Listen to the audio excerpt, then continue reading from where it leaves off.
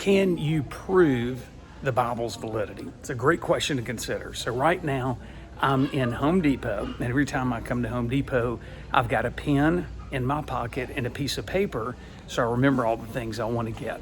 So here's the thing, I'm going to turn around and you have real proof to see that I'm in Home Depot. I'm sure you can see some of the orange. You all have been here before.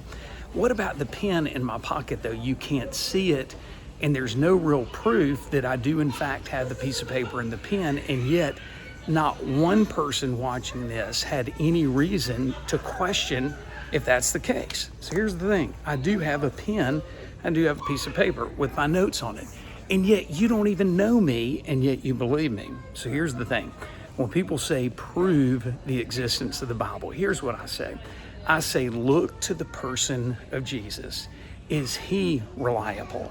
Well, he believed the Bible. So if I say that Jesus is a great person, he's a wonderful teacher, and he is the Son of God, why in the world would I question when he says he is the Word made flesh, that he came into the world, that he gave his life as a ransom, Paul tells us, for many? Well, here's the thing. If somebody says to you, I have to have proof before I believe, this is what I always say to people. I say, read the Gospel of Luke. I always pick the Gospel of Luke. And if I have a waitress, for instance, says she doesn't believe, I say, fine, I'm not judging whatsoever. Would you take one chapter a day that corresponds with the day of the month? Just read that chapter of Luke and say, Jesus, if you are who you say you are, just reveal yourself to me. Well, here's the thing. When people see Jesus and they see his compassion and his teaching, the things that he said, the things he did, how could you not objectively look at the person of Christ and come away saying he is unreliable?